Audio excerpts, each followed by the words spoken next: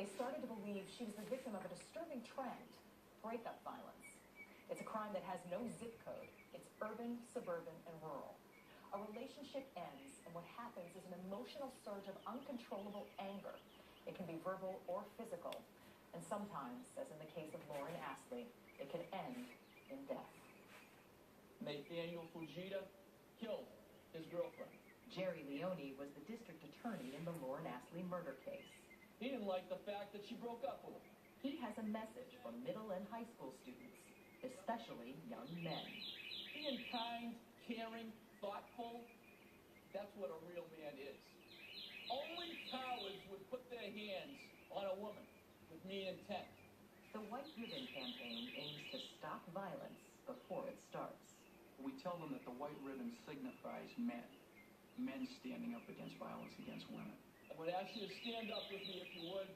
I want them to stand up. I want them to raise their hand, and I want them to commit to being an ambassador, not just for that moment, but they have to continue to not only talk the talk, but they've got to walk the walk. I promise to never commit, condone, or remain silent about violence against women. The statistics are startling. According to the American Psychological Association, 1 in 3 teens and young adults is the victim of physical, verbal, emotional, or sexual abuse by a dating partner. Of teenagers who are in abusive relationships, 3% will tell an authority figure. 6% will tell a family member. But 75% will tell a friend. That's why we focus on kids. In July 2013, more than 200 teens attended Boston's Breakup Summit. There are multiple different types of breakups. And it happens because you aren't compatible. Lauren Astley's father, Malcolm, was there too. Yes, it is terribly painful to have someone break up with you. It's one of the worst pains in life, but normal and not to be taken as failure or as a cause for violence. Boys and men can step up together with girls and women and veto violence. We can change the environment. We can make it a safer place for women, a safer place for relationships. All through Massachusetts, teenagers like these students from Lincoln Sudbury High School dating violence doesn't happen only amongst teens, are working at bringing awareness to the growing problem of dating and breakup violence. They physically hurt their partner in any way. Through class presentations, he hit me, but I know it's not his fault. I made him mad. I know he's really stressed right now, but I know he still loves me. And participation in dating violence awareness clubs, like this one at Shawsheen Regional High School. How many of you know someone who was or is in an abusive relationship? All of you. And I have to ask you, how many of you have been in one yourself?